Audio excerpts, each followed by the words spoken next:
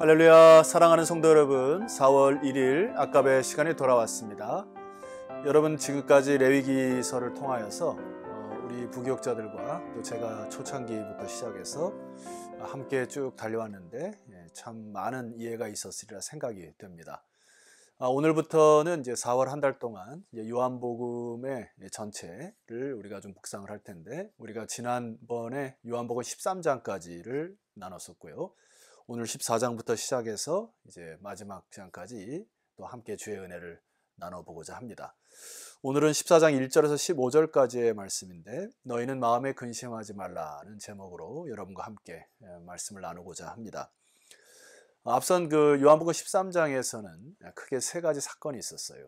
가장 사랑했던 제자 중에 하나였던 이 유다가 배반을 했고, 또 베드로 역시 부인을 했고, 그리고 곳곳에 예수님께서 십자가로 죽음을 맞이할 것에 대하여 제자들에게 이제 말씀을 한 장면이 나오게 됩니다.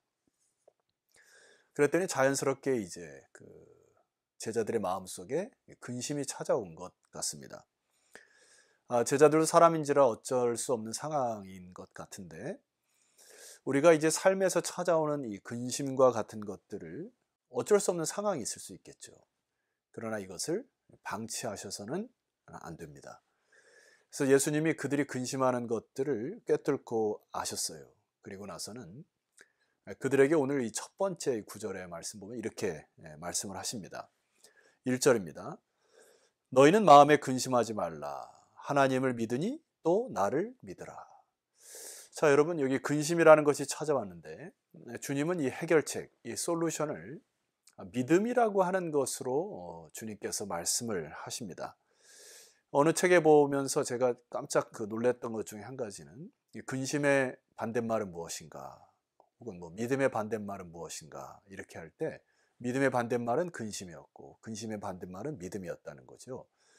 우리가 보통 믿음의 반대말은 불신이다 이렇게 할 텐데, 믿음이 자꾸 없어지면은 근심이 찾아온다는 것입니다. 오늘 주님의 말씀 속에서 우리가 그것을 느낄 수가 있어요. 여기에 그 근심이라는 단어를 우리가 좀 깊이 생각해 봐야 합니다. 자, 근심이라는 단어는 그 헬라어의 타라소라고 하는 단어인데, 두 가지의 의미로 우리가 해석할 수가 있어요. 첫 번째 의미는 나눠진다라는 의미입니다.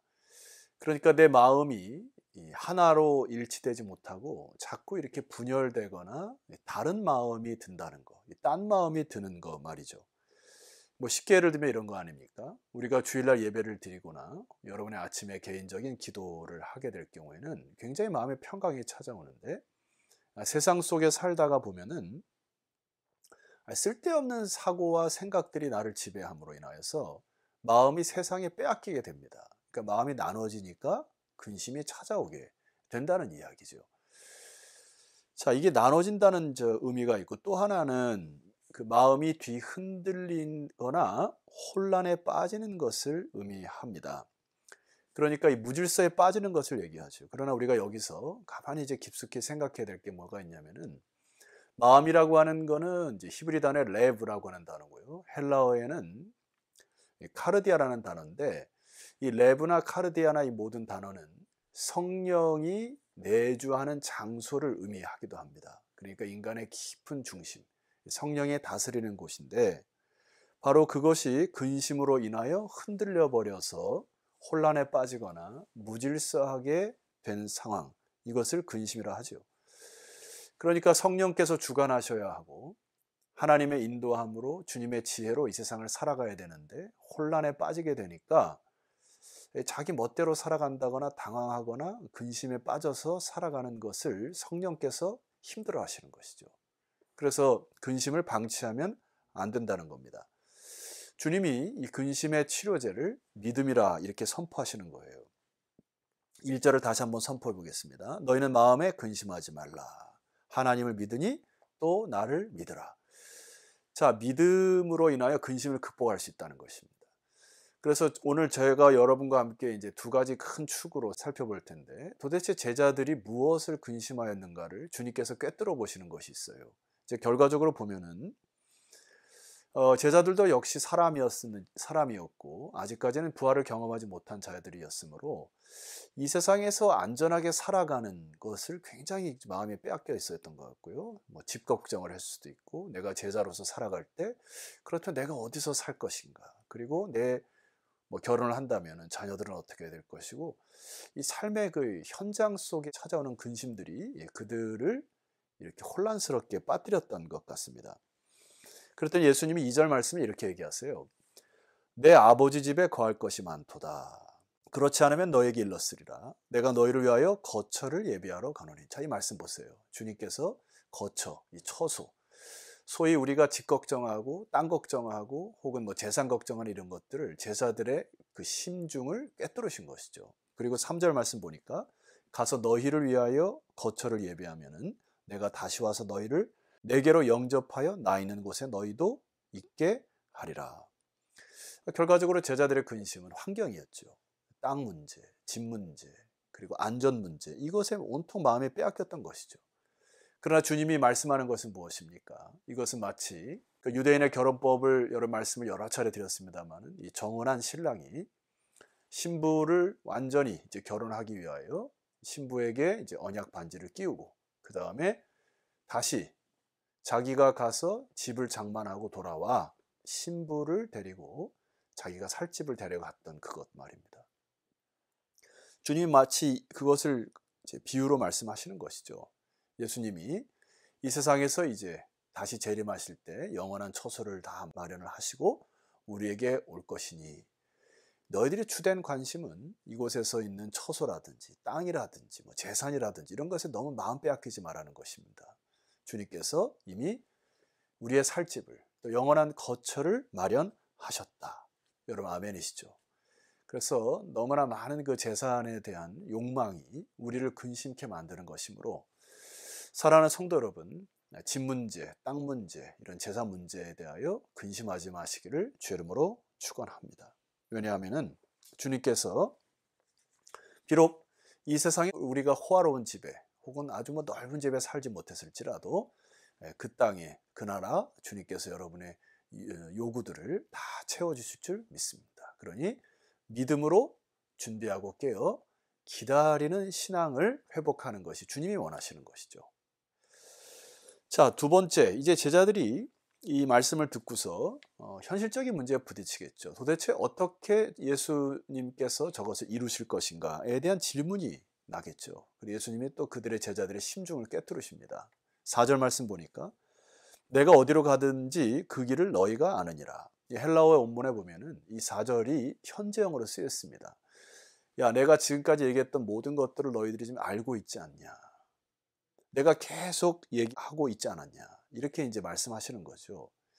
그러니까 도마가 이제 의심을 하면서 질문하는 것이거든요. 5절 말씀 보면은 주여 주께서 어디로 가시는지 우리가 알지 못하거늘 그 길을 어찌 알겠사옵나이까.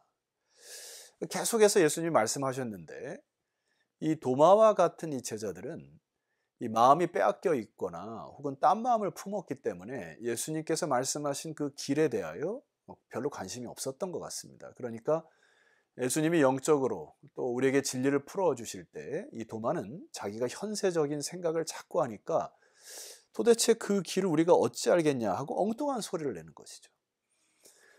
우리가 이 세상을 살아가면서도 이 도마 같은 사람이 많죠. 예수님께서 길을 말씀하셨고 진리를 말씀하셨는데 현실을 보니까 이 늘 내 식대로 내 방식대로 살다 보니까 주님께서 말씀하신 그 길을 혼돈하는 그 사람들이 많이 있습니다. 여러 믿음의 길로 접어드렸으면 좋겠습니다. 그러니까 예수님께서 이 도마의 이 질문에 대하여 주님께서 정확하게 얘기하시죠. 6절 말씀이 그 답입니다. 내가 곧 길이요 진리요 생명이니 나로 말미암지 않고는 아버지께로 올 자가 없느니라. 일전에 제가 주일 설교 때 여러분에게 말씀드렸던 그리고 요한복음 초창기에 에고 에이미라고 하는 단어 기억하시죠? I am that I am. 영어로 하면 이렇게 표현하는데 나는 누구누구이다 라고 하는 하나님이 본인을 나타나실 때 출애굽기에 모세에게 I am that I am. 나는 스스로 있는 자니라. 이것을 이용하셔서 에고 에이미. 예수님께서 나는 길이다. 나는 생명의 떡이다. 이렇게 말씀하셨던 것의 결정체로 오늘 주님이 뭐라고 말씀하시냐면 내가 곧 길이고 진리고 생명이다. 그러니까 그 길은 나로 말미암지 않고는 아버지께로 올 자가 없느니라. 예수 그리스도 나를 통하여서만이 그 길로 인도할 수 있다.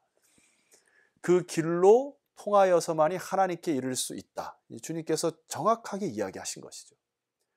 자, 그랬더니 빌립이라는 제자가 또 하나 질문을 이렇게 합니다. 8절입니다. 주여 아버지를 우리에게 보여주옵소서. 그리하면 족하겠나이다. 빌립의 이 질문은 주님 우리에게 하나님을 보여주시면 내가 믿겠나이다. 예수가 지금 내 눈에 사람으로 보이는데 주님께서 말씀하시는 그 영원한 나라와 처소를 아직까지 못 믿겠다는 이야기죠. 우리도 사실 우리가 이제 눈으로 보거나 또 팩트, 사실적으로 느껴지지 않으면 잘 못 믿겠던 부분이 있지 않습니까? 빌립이 이제 그 형태였는데 오늘 우리가 많은 부분에서 기적을 요구한다거나 하나님을 어떤 체험하길 원하는 부류가 바로 이 빌립의 부류입니다. 그런데 주님이 이제 이렇게 얘기하세요. 9절 말씀에 보면은 빌립아 내가 이렇게 오래 너희와 함께 있으되 네가 나를 알지 못하느냐 나를 본 자는 아버지를 보았거늘 어찌하여 아버지를 보이라 하느냐 10절 내가 아버지 안에 거하고 아버지는 내 안에 계신 것을 네가 믿지 아니하느냐 내가 너에게 이르는 말은 스스로 하는 것이 아니니라 아버지께서 내 안에 계셔서 그의 일을 하시는 것이니라. 예수님 뭐라고 말씀하셨죠? 내가 곧 길이요 진리요 생명이신데 내가 곧 하나님이시고 하나님이 나라고 하는 삼위일체의 개념을 빌립에게 이야기를 하시는 것이죠. 그래서 주님이 이제 11절의 말씀 보면은 내가 아버지 안에 거하고 아버지께서 내 안에 계신 것을 믿으라 했습니다. 그러니까 내가 곧 하나님인데 나를 믿지 아니하면은 그 길을 알 수가 없다는 얘기죠. 그런데 또 빌립이 의심하는 것 같아요. 그러니까 예수님이 빌립에게 또 이렇게 말씀하십니다. 여러분 11절 하반절 말씀 보세요. 그렇지 못하겠거든 행하는 그 일로 말미암아 나를 믿으라 했어요. 뭐라고요? 행하는 일로 말미암아 믿으라 한 것이. 자, 여러분 여기서 그 행하는 일이라고 하는 것은 제가 이제 여러분에게 1대1을 이제 말씀드리는 이유가 있습니다. 1대1 제자 양육을 통해서 우리가 참 그 신앙의 기반을 다질 수가 있는데 1대1 제자 양육의 그 4가지 과목을 통해서 우리가 첫 번째 하는 게 뭐냐면은 예수님의 출생, 예수님의 사역, 그리고 예수님께서 하신 일들을 우리가 공부를 하죠. 이게 왜 중요합니까? 예수님이 사람으로 이 땅에 오셔서 거하신 나사렛 지역, 혹은 태어나신 베들레헴 지역, 그리고 그가 하셨던 그런 모든 것들이 역사적인 사실이죠. 그리고 그가 하셨던 일들을 우리가 쭉 추적해 보면은 지금 예수님이 탄생한 이후 2000년이 지난 이후에도 목숨을 걸고 그를 믿고 순교하는 순교자들이 세계 도처에 깔려 있죠. 그리고 그 그리스도를 믿는 믿음의 역사들이 세계 곳곳에 일어나기도 하고 보이지 않는 하나님의 역사의 손이 이 역사를 끌어가는 것을 부인할 자가 그렇게 없다는 저는 생각이 듭니다.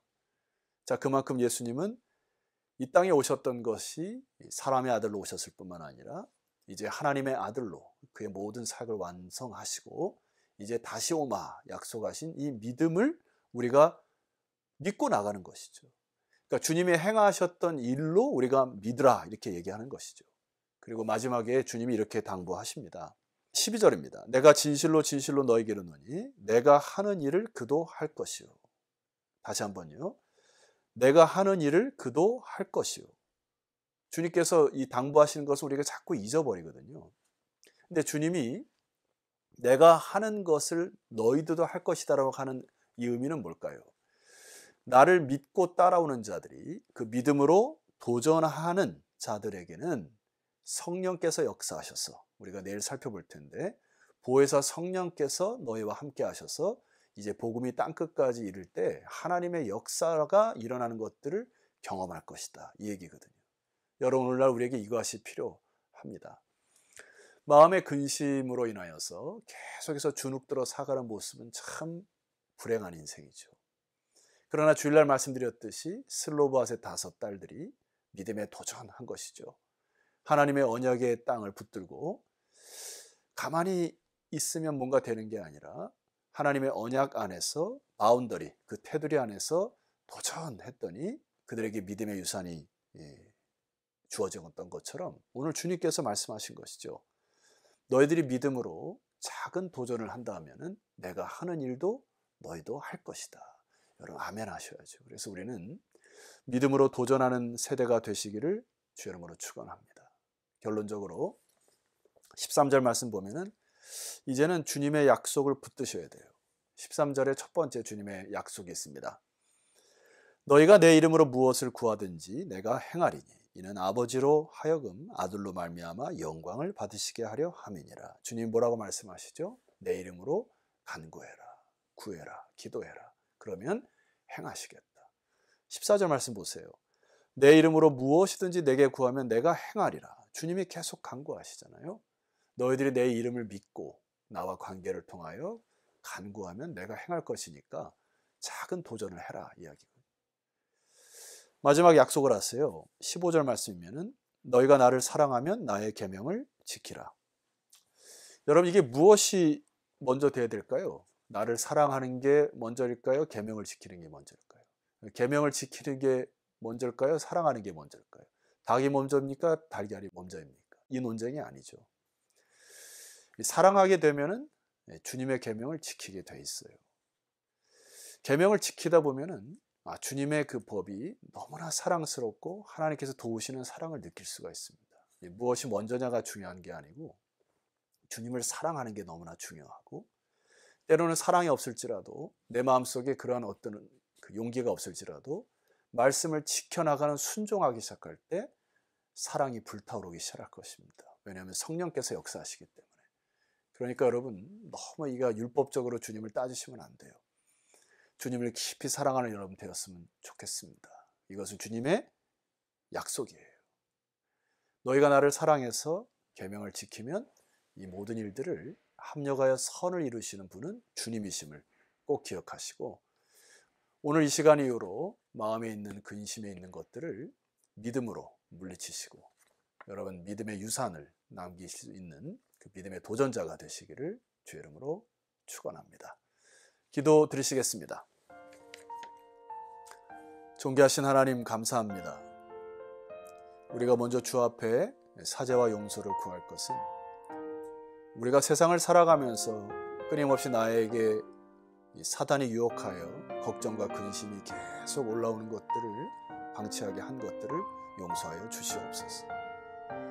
이 시간에 하나님을 믿는 믿음의 백성들이 이 세상의 재리나 건강이나 또 집이나 땅의 문제로 염려했던 것들을 내어 던져버리고 주님께서 처소를 예비하시러 가셨다가 다시 오시마 약속하신 그 믿음 붙들고 일어나게 하여 주시옵소서. 그리고 이제 주님의 이름 붙들고 간구하는 자에게 역사하신다고 하셨사오니 이제 믿음으로 행하는 자들 되게 하셔서 아름다운 주의 나라 이뤄가는 주의 백성들 다 되게 하옵소서. 예수 그리스도 이름으로 기도드렸사옵나이다. 아멘. 자, 성도 여러분, 내일 아침에는 그 요한복음 14장 16절 이하로 여러분을 찾아뵙도록 하겠습니다. 내일 뵙겠습니다.